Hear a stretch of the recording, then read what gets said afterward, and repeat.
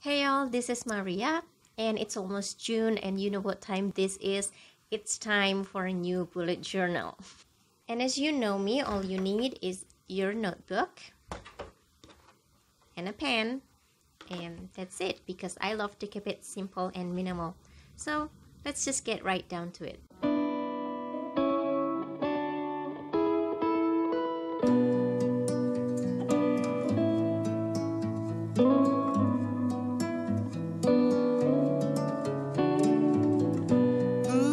Halo Somnas, apakah kalian sudah menyiapkan notebook dan pena kalian? Kalau gitu kita bisa langsung mulai ya. Aku mulai di sini yang pertama untuk bikin title page-nya. Tadinya aku mau bikin sesuatu yang penuh banget, kayak 2 halaman gitu, kayak bulan Mei yang lalu ya. Tapi kemudian aku mikir, enggak, aku mau yang benar-benar simple untuk bulan Juni, tapi yang enggak biasa gitu. Jadi aku bikin tulisan June di tengah, terus aku kasih frame dan di tepi-tepi frame-nya aku kasih hiasan bunga-bunga. Ini sama seperti yang aku bikin di bulan April jadi ke Inggris ya. Dan kalau kalian masih belum melihat nih cara bikin bunga-bunganya itu seperti apa, aku akan kasih linknya di atas sana dan juga nanti ada di description box. Check it out.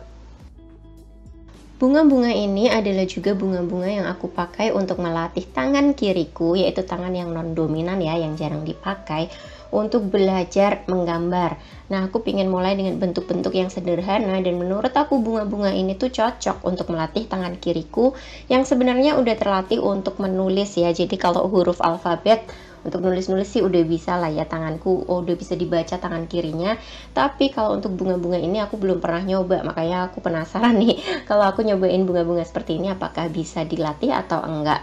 Nah, ini udah hari yang kesekian aku belajar. Nanti aku akan kasih reviewnya tentang gimana progresnya tangan kiriku menggambar bentuk-bentuk ini. Jadi ini amat sangat gampang dibikin ya. Kalau tangan kiriku aja bisa, berarti kalian juga bisa dong.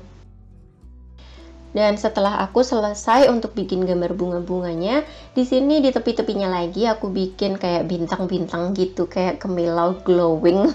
Terus aku kasih titik-titik di samping-sampingnya gitu. Menurut aku itu menambahkan sesuatu yang lucu gitu.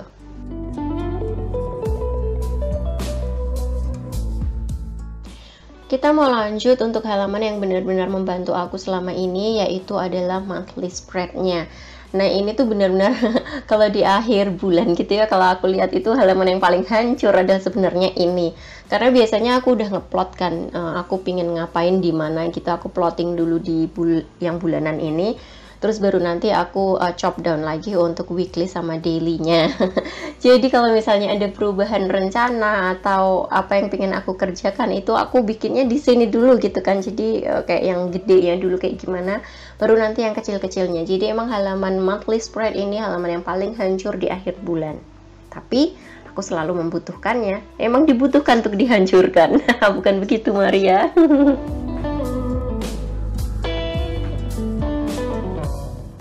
Memang sih untuk bikin monthly spread ini agak-agak membosankan ya, karena kita harus mencontek persis kayak kalender yang sebenarnya gitu. Jadi hari apa, tanggal berapa, terus bikin kotak-kotaknya satu-satu. Di sini aku tuh emang nggak pernah pakai penggaris karena emang aku nggak suka guys. Dan juga terbantu dengan notebook yang sudah ada titik-titiknya. Jadi menurut aku udah mulai lurus lah, nggak apa-apa. Dan di sini aku bikin tepiannya ini agak beda dari bulan-bulan sebelumnya. Aku bikin agak variasi gitu ya supaya kelihatan ya beda lah. Dan ini adalah cara bikinnya. Kalian bikin ini sebenarnya tuh kayak 4 kotak gitu loh. Ini kan 2 ke kanan sama 2 ke bawah gitu. Ntar aku kasih lihat ya. Ini maksudku 2 kotak ke kanan dan 2 kotak ke kiri kayak gini.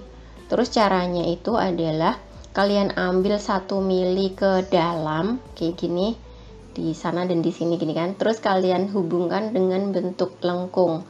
Nah, cara bikinnya gampang banget, tapi ini bikin kayak variasi yang cakep gitu. Kalau udah dihapus ya, kan kita nggak butuh garisnya, itu garis bantunya.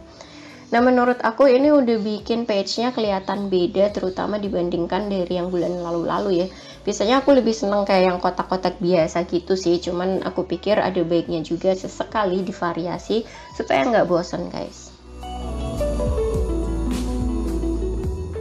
Kalian masih inget dong kalau aku itu sedang baca buku Make Time Dan di sana itu enggak kayak yang goals gitu atau to do gitu, enggak. Tapi mereka menyebutnya adalah highlights. Itu adalah hal-hal yang pingin kita lakukan, tapi mungkin selama ini enggak ada waktu gitu. Jadi untuk bulan Juni ini, aku tulisnya sebagai highlights guys, supaya aku jadi lebih fokus gitu dan lebih make time, lebih meluangkan waktu untuk hal-hal yang pingin aku capai tersebut.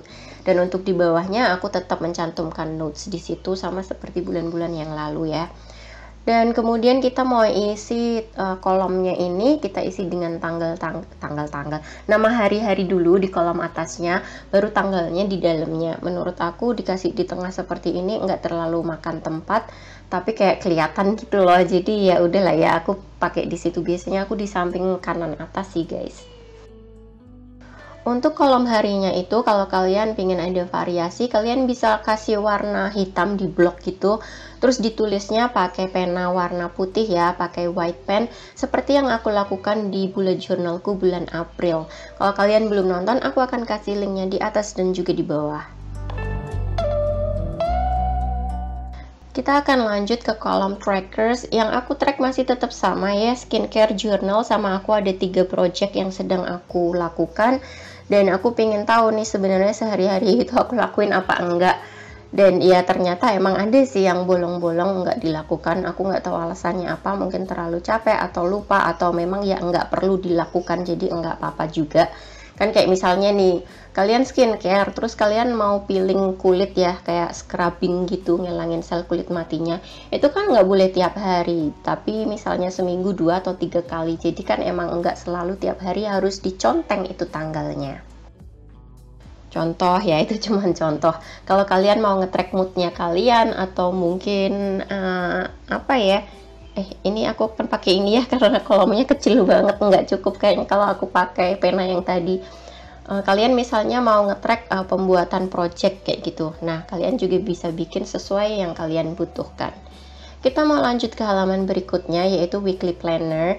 Dan di sini aku mencoba untuk bikinnya weekly highlights gitu, sama seperti yang tadi aku tulis di monthly spread, yaitu highlights ada 3. Dan di sini sekarang aku mau chop down menjadi untuk weekly-nya nanti seperti apa.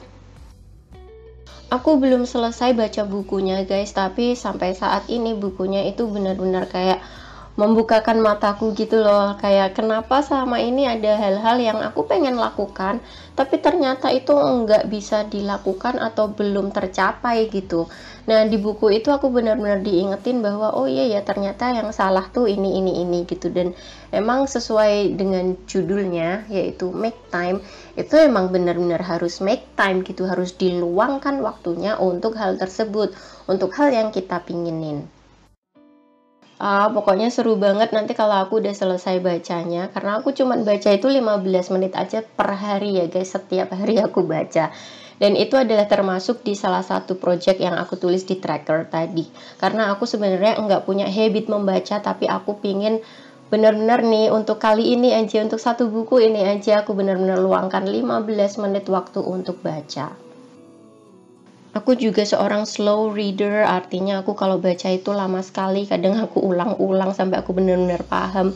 Itu sebabnya kalau aku baca itu emang lama guys. Dan di sini aku bikin kolom-kolomnya untuk semua tanggal ya. Ini layoutnya beda sama yang bulan-bulan kemarin karena aku pingin nyobain sesuatu yang baru. Kalau kemarin kolomnya mendatar-mendatar gitu kan, itu aku suka sih, cukup untuk nulis-nulis banyak. Nah ini aku pengen nyobain layout yang berbeda dengan blok-blok yang kecil kotak gitu seperti apa. Nah untuk yang di belakangnya ini aku bikin 3 variasi cara bikin yang tadi aku ajarin itu ya, yang tepinya ada lengkungannya gitu. Dan di sini aku bikin 3 variasinya. Yang 2 itu dipakai sebagai kayak stiker di atas gitu ya, kalau kalian mau kasih warna juga bisa. Dan untuk di kolom yang terakhirnya ini adalah kotaknya itu sendiri yang berbentuk seperti itu. Flip through aja yuk karena udah selesai. Ini adalah title page-nya, aku suka banget karena dia cukup sederhana, gampang dibikin, tapi kayak mencolok gitu loh, mencari perhatian. Kemudian di kolom monthly spreadnya aku kasih hiasan lagi di atas dan di bawahnya seperti ini supaya enggak kosong-kosong banget ya. Dan kalau cara bikinnya kalian udah lihat lah ya kayak gimana. Oh ya, aku punya TikTok versionnya, tapi waktu aku bikin TikToknya belum ada hiasan yang kayak gininya ini guys. Ini masih kosong nih yang ini, jadi kayak bener-bener blank gitu loh. Terus kalian nanti komen ya di bawah apakah gambar-gambar kembangnya ini tuh membantu kalian untuk bikin bullet journal menghias yang gampang-gampang gitu atau enggak. Oh ya, ini yang tadi aku bilang ya, ada 3 versi, 1 dan 2 mirip, kemudian yang ketiga adalah di tepian garisnya gini yang aku bikin beda. Wow, sudah selesai. Thank you so much for watching ya. Hey y'all, it's almost June and you know what time this is. It means we get a new Oh well, maaf ya, kalau versi TikTok itu aku nggak bisa ngupload pakai musik yang aku pakai di TikTok guys.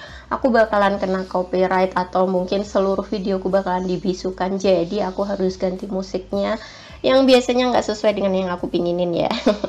But anyway, kalau kalian pingin lihat nih versi aslinya di TikTok seperti apa, kalian bisa cek TikToknya aku, namanya adalah Maria Hapsari 9. So thank you so much for watching, sampai ketemu lagi di video selanjutnya. Bye, stay awesome.